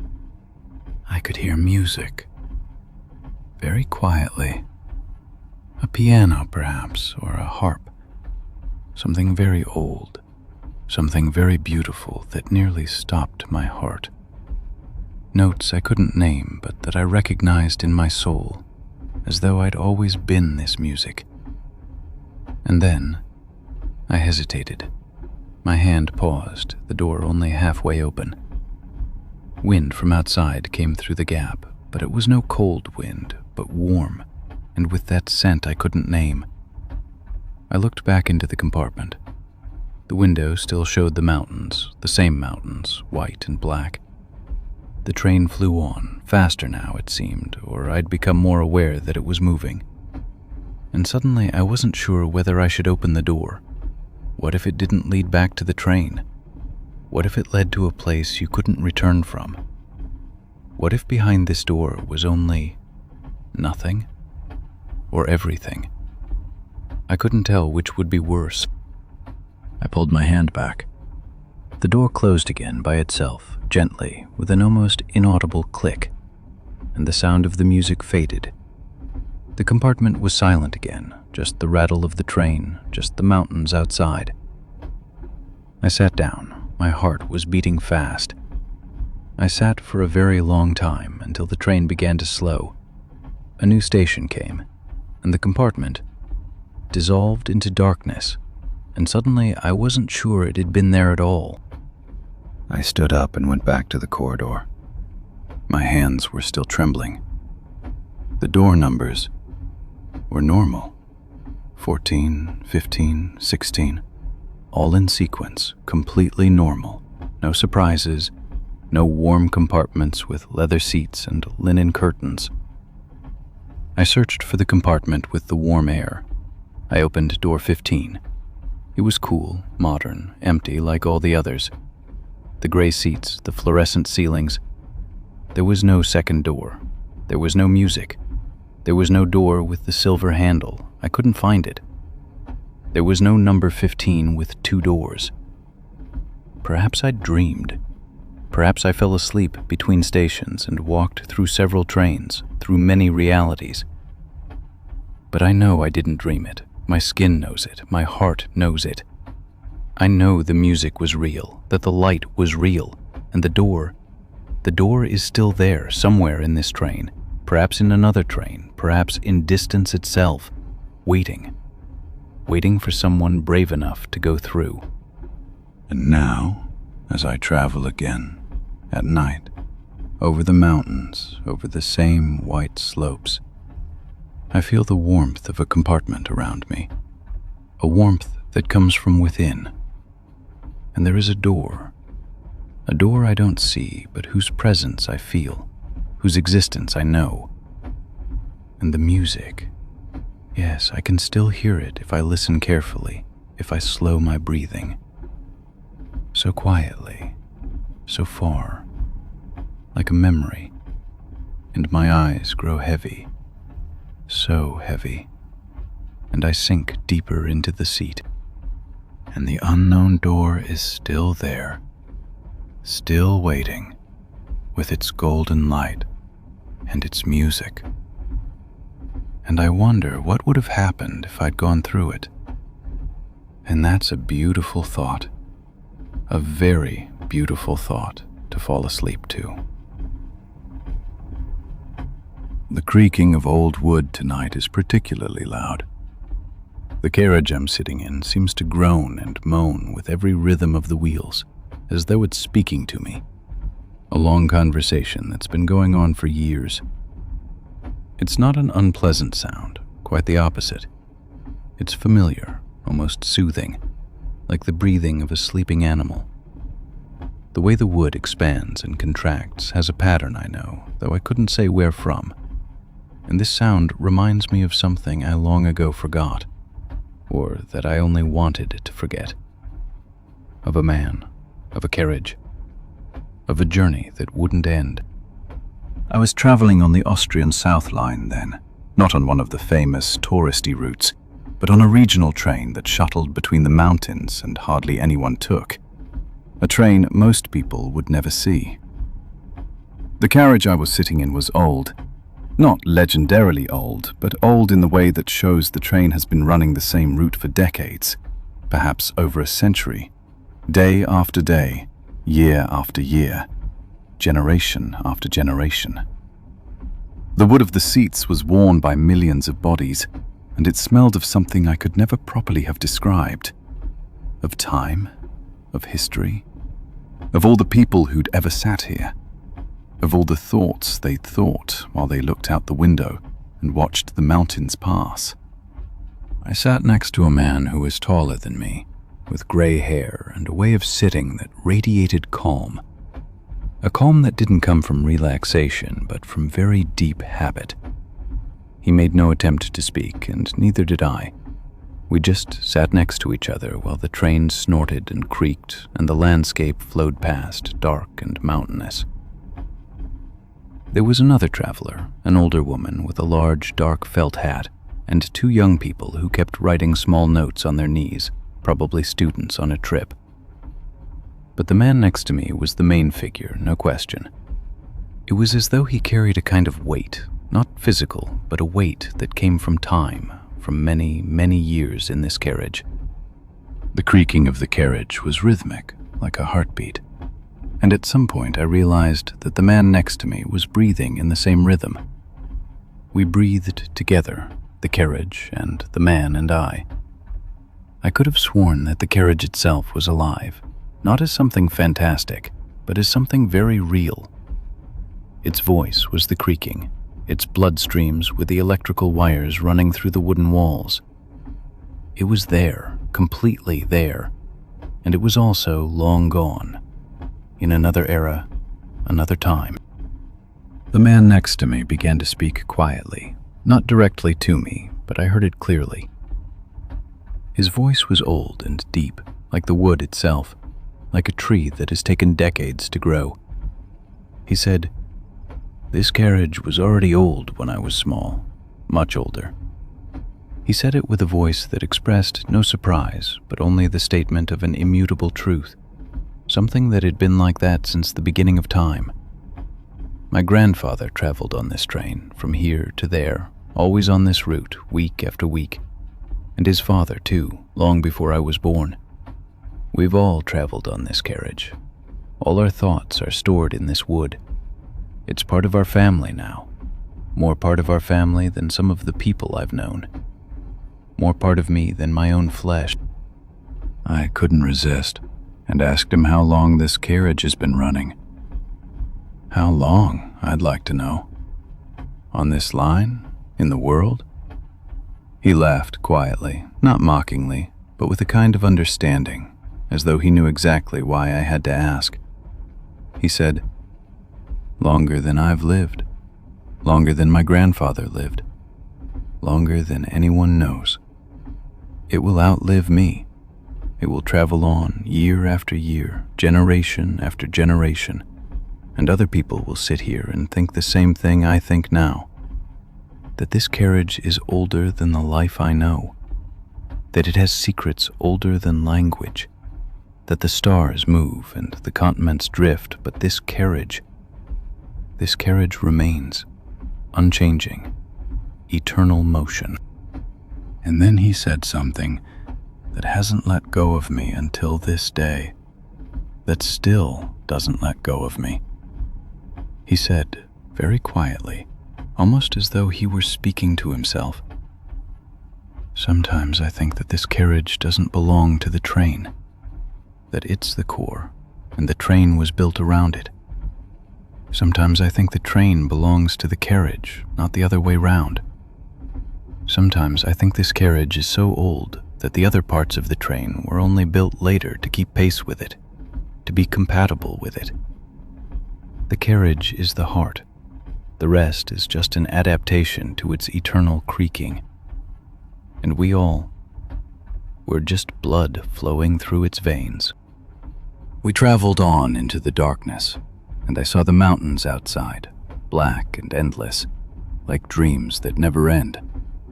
The carriage creaked and creaked and creaked, and the whole world seemed to fall into this sound, as though it wasn't the wood that was moving, but the world turning around the immobile carriage. The man next to me had closed his eyes, and I couldn't tell if he was sleeping or meditating or traveling back in time, into his grandfather's, into the beginning of this carriage. The creaking was no longer just wood moving. It was a language, very old and very quiet, a language that only those who'd spent many years on this train could understand. Later, at the next stop, I didn't see what place we were at. The mountains blurred with the night. The man left the train. He stood up slowly, very slowly, as though every movement might cost pain, or perhaps just memories. He only gestured with his head as goodbye, a simple nod, no more words needed. I watched him standing on the dark platform, a silhouette against the black forest, and the train started moving again. But his seat was not empty. It was filled with something that remained. The warmth of his body, the scent of his clothing, and something more.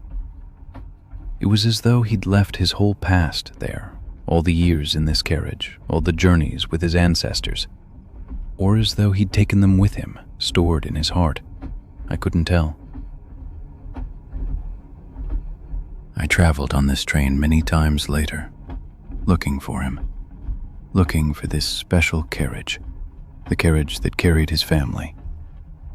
And sometimes, especially on nights like this, I believe I find it, that this carriage I'm sitting in is the same one, that the wood makes the same creaks, plays the same melody, tells the same story. The time hasn't moved forward, but only traveled in circles, year after year, again and again, uphill and downhill, through the same valleys, past the same forests, as though it were a dream repeating itself. And now, as I travel on this train, and the wheels still beat their old rhythm, I sit in this carriage, and the sound of the wood grows louder. Or perhaps I've simply grown deaf to it. Or perhaps I've long since become the carriage myself, with all its memories, with all its age. And my eyes grow heavy, heavy as 100 years, heavy as all the weight of history that lives in these walls. And I sink deeper and deeper, and the carriage creaks me to sleep. Ta-dum, creak, ta-dum, creak. And the mountains pass like thoughts, like decades passing by. And everything grows warm and dark and endlessly old. And I become part of the wood, part of the eternal journey. The mist is particularly thick tonight. Outside the window, I can barely see more than my own reflection, and the rattle of the wheels sounds muffled and distant, as though the train were moving through water instead of black forest air. The glass is cold under my fingertips, and the whole world seems to be dissolving into this grayish white substance. But this mist reminds me of something. It was many years ago, and yet I feel the cold on my face as though it had just happened. I was younger then, and I was traveling on the famous Black Forest Railway, on the line from Hausack to Triberg, the same line I'm traveling on today. It was October, and that autumn was particularly grey, a year full of rain and damp cold. The world seemed to stretch and slow in that season. The train came along slowly and carefully, the brakes hissing at every curve, like an old animal struggling to breathe. The train wasn't very full. I had an entire compartment to myself, which was rare, and it gave me the feeling of experiencing something special. And I sat alone in my compartment and read, or tried to, a thick book about a forest, of all things. But my eyes wandered more to the window than to the pages of the book, and I watched as the trees glided past, grey upon grey, without outlines, as though they were only thoughts and not real things. Then we stopped at a station. There was nothing unusual on this line, which has many small stops. But as I looked out into the mist, everything was different. I'd traveled this line many times before, and I knew all the stations by heart, or so I thought. But I didn't know this place. They were just trees, black conifers, denser and older than anywhere else, and the mist, so thick you couldn't see your hand in front of your face. Not even a station sign was visible, only the shadows of the trees and the gentle light of the station lamp, which shimmered like a glowworm. The conductor came by, and I asked him about it. I pointed to the window and asked, "Which station is this? Where are we?" He stopped and looked at me in a way I haven't forgotten, not puzzled, but as though he knew that I could see something not everyone sees. His eyes were very bright, and he smiled slightly. He said only, "That's the station that only exists in the mist. On some days, the train stops here. On other days, it passes without stopping. It depends on who's looking." And then he went on, with slow, certain steps, as though he knew the way in the dark. I sat silent for a long time after those words. The station that only exists in the mist. I repeated those sentences in my head again and again. What did that mean? Was it a riddle, a truth? Or was the conductor himself part of the mist, something the train carried with it on its journeys through these dark forests? I watched him as he went down the aisle, and his figure lost itself in light and shadow, and then he was gone. I couldn't say whether he really existed or not. The train was filled with this threshold between reality and dream. I leaned out of the open window and tried to see something. The mist was so cold and damp that it wet my cheeks, and I could swear I smelled a hint of something. Fir needles, perhaps, or moss, or something even older. It smelled of autumn and damp earth, and of something I couldn't name. A scent from another time. On the platform stood a woman, quite still, in a dark coat. She was thin, and what little I could see of her seemed timeless, as though she came from no particular era. Her hair was dark, her shoulders straight. She wore small, old boots, grayish-brown from dust. She was waiting for the train, although the train was already at the station. Or was she waiting for someone who would step down? I couldn't tell. The mist thickened again, like a curtain slowly closing, and I couldn't see her features. I blinked, and the mist grew even thicker, and I leaned further out, or tried to. My hands grew cold on the window frame. The train snorted quietly, almost impatiently, and then the mist lifted for the tiniest moment, and I saw something in her eyes. Something old, something knowing. And then she was gone, completely vanished. It was as though the mist had simply dissolved her back into its substance. Poof, gone. Perhaps she was never there. Perhaps she was a thought form made of the mist itself, born from my own expectant eyes. The train jerked forward, and we went on into the gray night. Ta-dum, ta-dum. Slower than before, as though the train itself knew it was carrying a secret. I settled back into my seat, and my heart beat faster. I tried to understand what I had just seen, or hadn't seen. I felt the warmth of the train slowly return to my limbs. The compartment smelled of dust and hot air, of cloth and leather. Everything was normal, everything was ordinary, and yet something within me had changed. I knew I'd traveled to a place that wasn't on any map. I wrote down the station in my diary, back then when I still wrote such things, as though it might matter. Black Forest Railway, October. Station in the mist, woman in dark coat, conductor with bright eyes. I noted every detail I could remember, the lights of the lamp, the scent of earth, the silence that was different from ordinary silence.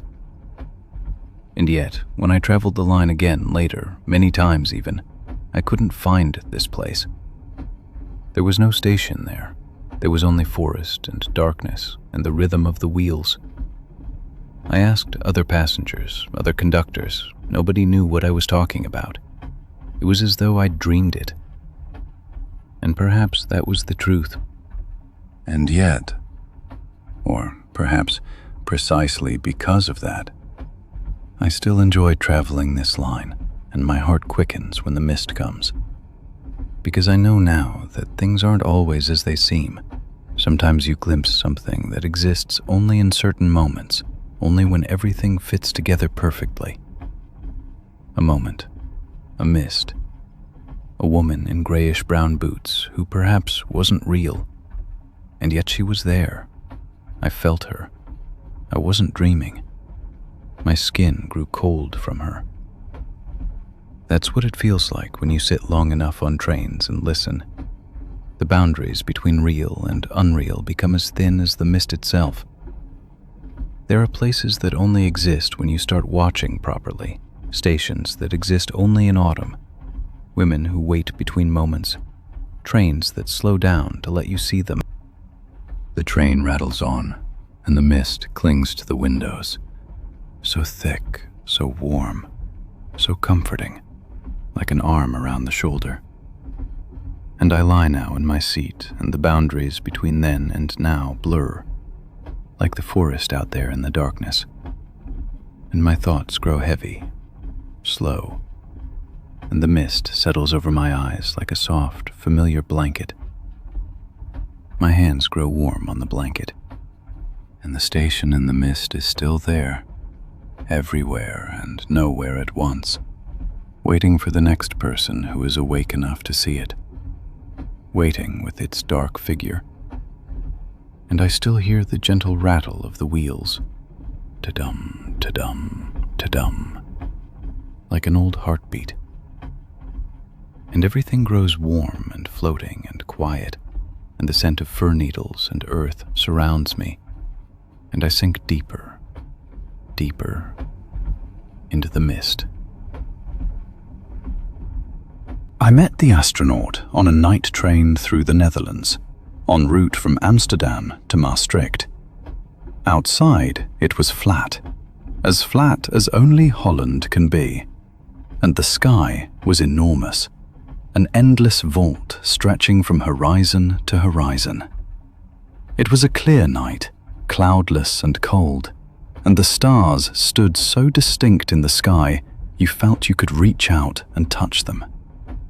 The train glided through the plain like a ship through a black sea, quiet and steady, and the lights of villages slipped past like beacons on a distant shore. He was a quiet man, in his mid-60s, with short grey hair and a face that was kind, but had something absent about it, as though part of him was always elsewhere. He wore a simple jacket, no insignia, no hint of his profession. Only his eyes gave something away. They had that particular expression, not sad, not happy, but distant. So distant, as though they'd once seen something too vast to fit inside ordinary eyes, as though they'd widened and never quite found their way back. I noticed he was looking out the window, upwards, at the stars, with an attention different from an ordinary observer, as though he weren't looking at the stars, but looking back to them. And eventually, after a long, pleasant silence, he said quietly, "I was up there." And then he fell silent, as though that said everything. It took a while before he told me more. Not because he was closed off, but because he was searching for the right words. 380 kilometers above the Earth, he said. 6 months. In a metal can flying around the planet. 16 times a day the sun rises, and 16 times it sets. You lose your sense of day and night. You lose your sense of up and down.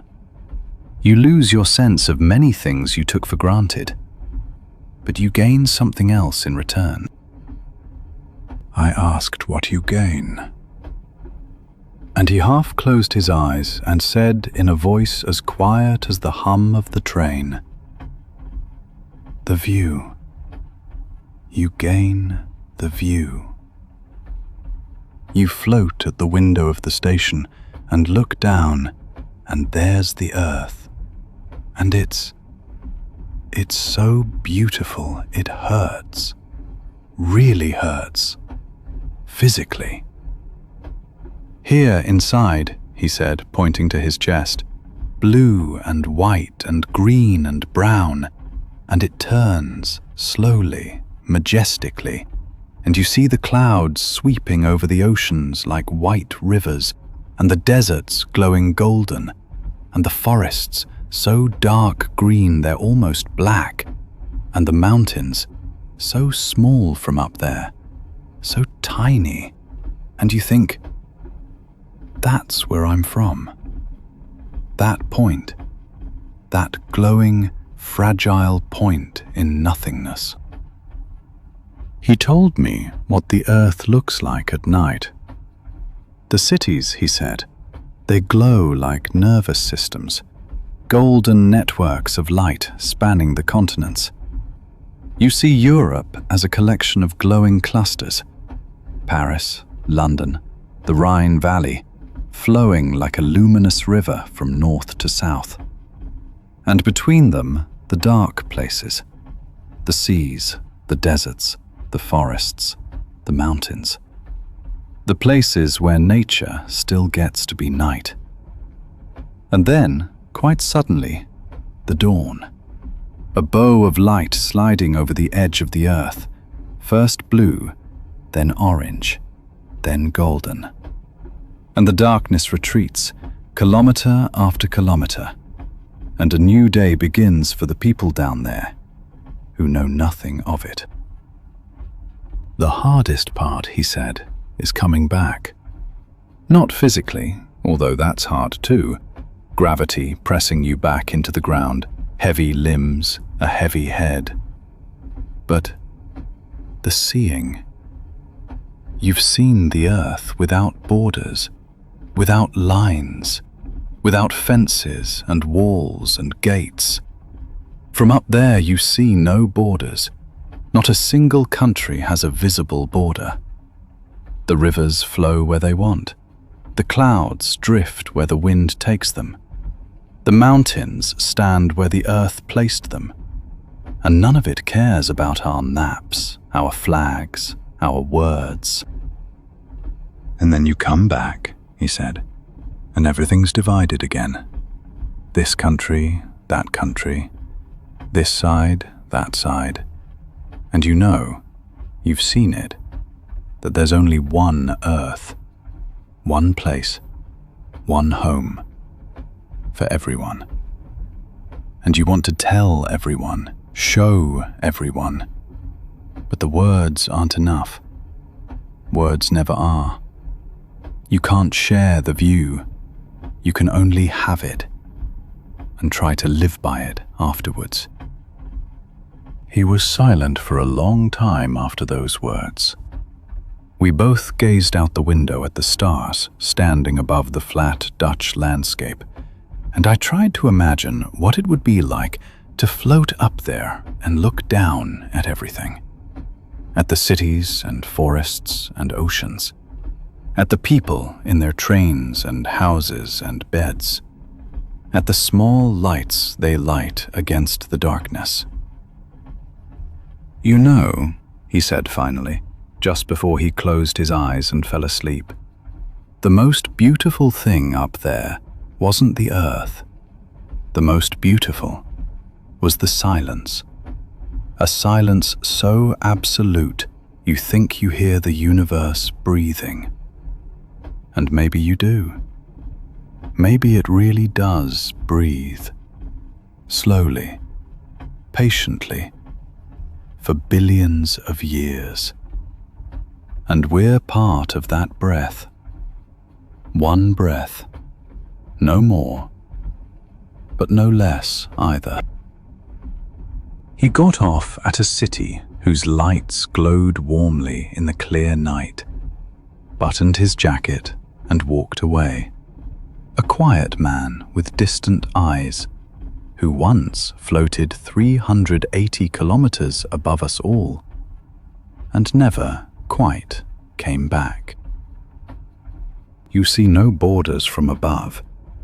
I carry that view inside me, this vastness, this fragility, this glowing blue point in the darkness that's all our home. The train carries on, and the stars hold still, and the rattle of the wheels sounds like the breathing of something very great and very old. And my eyes grow heavy, and I float, light and warm and weightless, like someone seeing the earth from above, and smiling, and letting go, and letting myself be carried by the silence, the infinite, warm silence.